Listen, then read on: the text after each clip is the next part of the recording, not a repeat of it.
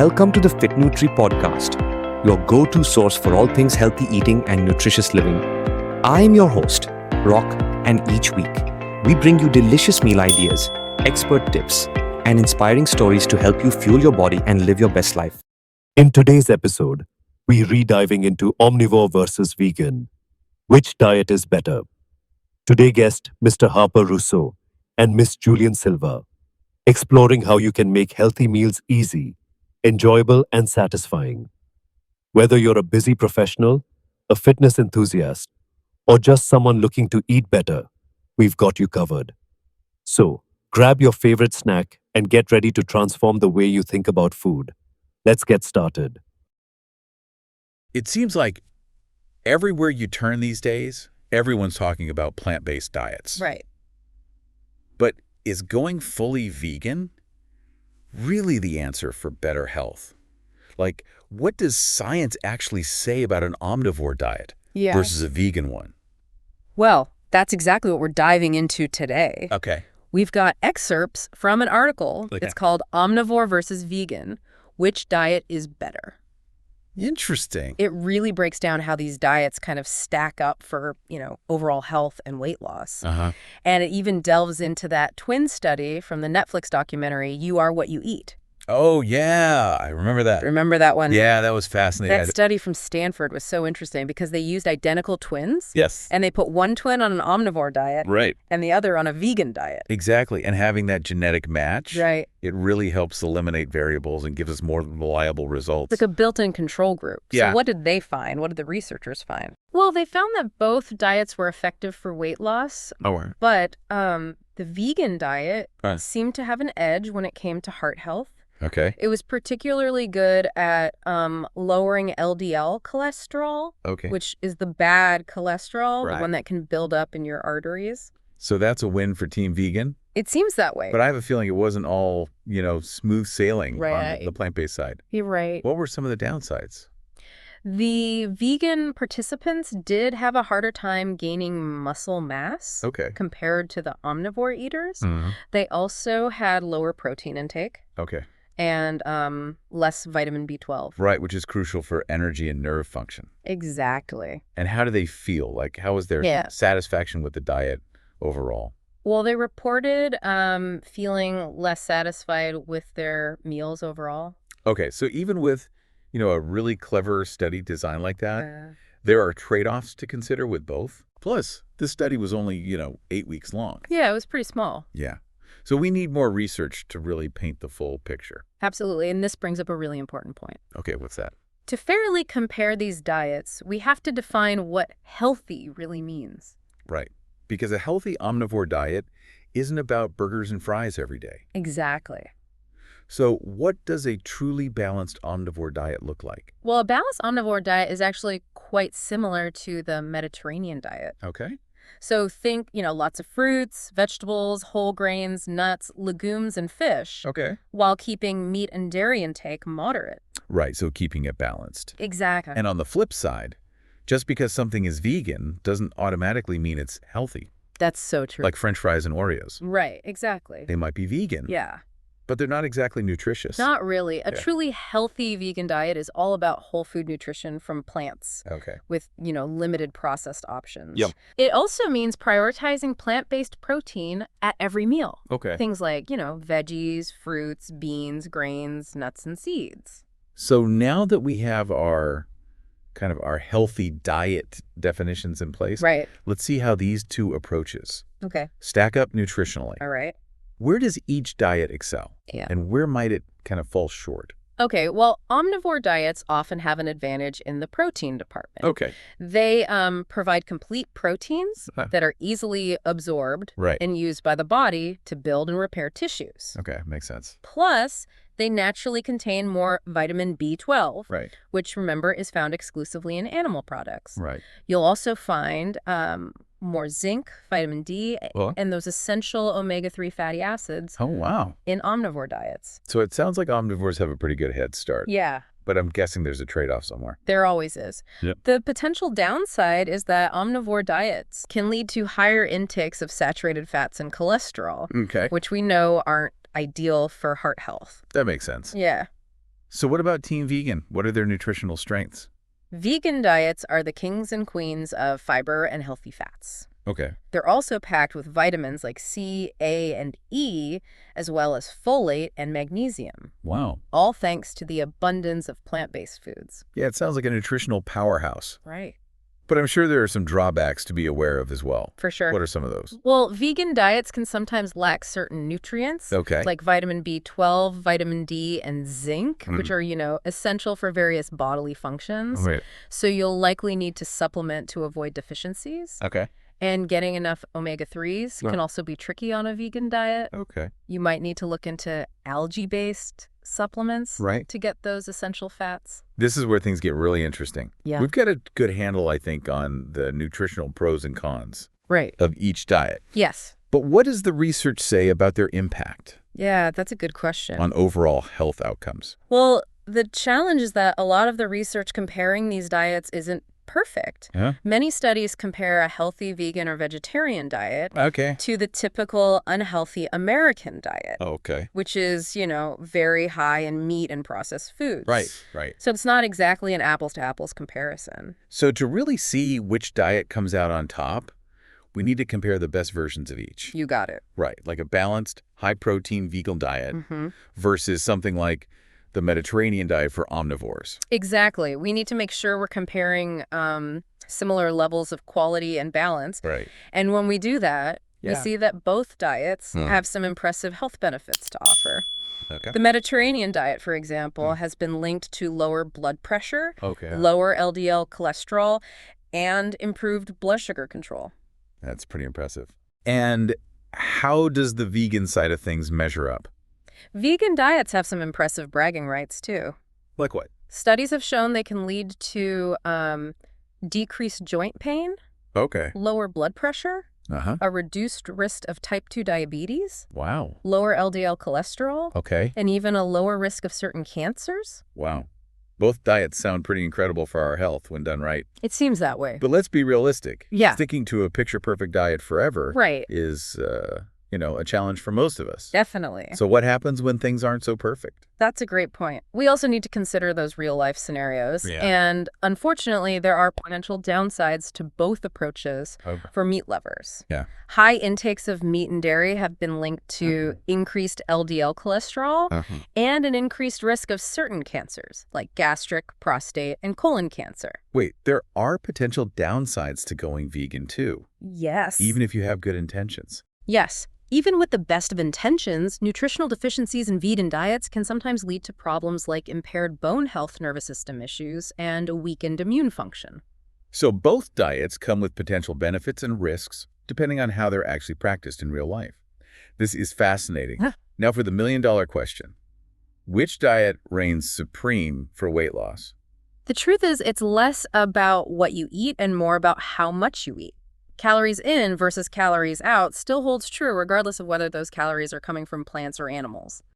But certain diets might make it easier to manage those calories. So is there a diet that generally makes it easier to manage weight? Both the Mediterranean and vegan diets have been linked to weight loss, and those high-protein diets that include meat and dairy have their own success stories as well. But there's an interesting observation from the research. I'm all ears. Tell me more. Studies suggest that vegan eaters tend to be leaner overall compared to omnivores. However, their lower protein intake might affect muscle mass, and vegan diets can be more restrictive, which might make them harder to stick to long term. Okay, so after all of that information, how do we decide which diet is right for each of us? It seems like there's no one-size-fits-all answer. You're absolutely right. It's tough to declare a single winner because everyone is different. For some, the vegan diet's restrictions are a good thing. For others, flexibility is key. The best diet is the one you can stick to, and that helps you eat more nutritious foods. Any final words of wisdom to help us navigate this dietary dilemma? Maybe the ideal diet lies somewhere in the middle. Imagine a plant-based foundation with some lean protein seafood eggs and low-fat dairy thrown in occasionally. Get the best of both worlds. Ultimately, it's all about finding what works best for you. This is where it gets really interesting. We've been focusing on the nutritional side of things, but what about the environmental impact of our food choices? Is there a clear winner between omnivore and vegan when it comes to sustainability? That's a big question, and one worth exploring further. It's a complex issue. There are definitely environmental concerns associated with both animal agriculture and certain types of plant-based food production. So it's not as simple as saying veganism is always the most sustainable option. Not necessarily. It depends on a lot of factors, including the specific foods you're choosing, how they're grown or raised, and where they're coming from. For example, some plant-based foods like avocados or almonds require a lot of water to grow, and if they're being shipped from halfway across the world, that adds to their carbon footprint. That makes sense. So how do we even begin to navigate these complex environmental considerations when making our food choices? It can feel overwhelming, Hmm. but a few key things can make a big difference.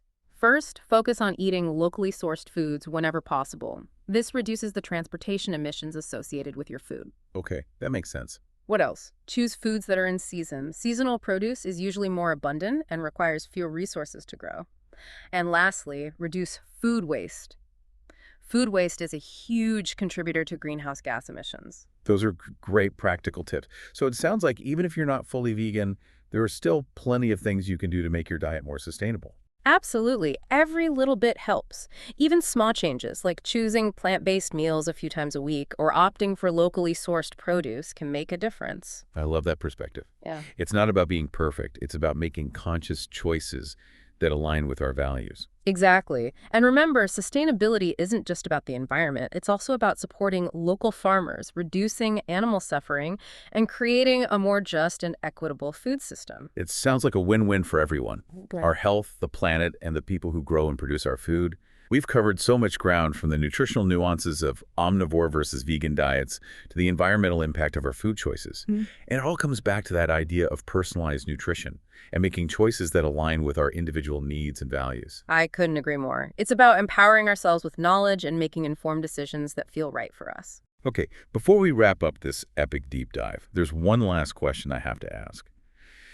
Throughout this whole discussion, we've been talking about veganism and omnivorism as these distinct categories, but what about the spectrum in between? Where do diets like vegetarianism or flexitarianism fit into all of this? That's a great question, and one that highlights the fluidity of dietary choices. Vegetarianism, which excludes meat but may include dairy and eggs, has been around for centuries. It offers a middle ground for those who want to reduce their meat consumption but aren't ready to go fully vegan. And then there's flexitarianism, the trendy new kid on the block, which seems to be gaining a lot of traction. It's all about flexibility, right? Eating mostly plant-based, but incorporating meat or animal products occasionally. Exactly. Flexitarianism appeals to a lot of people because it emphasizes balance and doesn't feel as restrictive as a fully vegan diet. It allows for those occasional indulgences while still promoting a primarily plant-based way of eating. So it's like having the best of both worlds, enjoying the health and environmental benefits of plant-based eating while still having the freedom to savor a burger or a piece of cheese now and then. Precisely. And for many people, that balance and flexibility are key to maintaining a sustainable and enjoyable way of eating long term. This whole conversation has really expanded my perspective on dietary choices. It's not just about black and white vegan or omnivore. There's a whole spectrum of possibilities, and ultimately it's about finding what works best for each of us, for our health, our values, and our lifestyle. I'm so glad to hear that. That's the beauty of nutrition. It's a journey of self-discovery and finding what nourishes us on all levels. I love that. A journey of self-discovery through food. What an inspiring thought. So as we wrap up this deep dive, I'm curious, what are your parting thoughts for our listeners? What's one key takeaway you hope they'll remember? Here's my final piece of advice. Be curious, be open-minded, and be kind to yourself. Don't get caught up in rigid dietary dogma. Explore different options, experiment with new foods, and listen to your body's cues. The perfect diet is the one that makes you feel your best physically, mentally, and emotionally. That's such a powerful message. Be curious, be open-minded, and be kind to yourself. I think we could all use a little more of that in our lives, both on and off our plates. I agree. And remember, the world of nutrition is constantly evolving, so stay curious and keep learning. There's always something new to discover. That's the perfect note to end on. Stay curious, keep learning, and keep exploring the delicious and fascinating world of food. And don't forget to join us next time for another deep dive into the latest science and insights on how to live a healthier, happier life. Absolutely. You know, throughout this deep dive, we've talked about veganism and omnivorism as these two distinct paths. Right. But it's important to remember that food choices are deeply personal. Absolutely. And they can even be tied to cultural traditions and beliefs. Food is so much more than just fuel. Exactly. It connects us to our families, Our communities. our heritage. It's intertwined with so many aspects of our lives. I think it's crucial to approach these conversations with sensitivity and respect for those different perspectives. I couldn't agree more. Let's create a space where we can learn from each other, share our experiences, and celebrate the diversity of food cultures around the world. What a beautiful way to sum up this episode. Yeah. Thank you so much for sharing your expertise and insights with us today. It's been an incredibly enlightening conversation. The pleasure was all mine.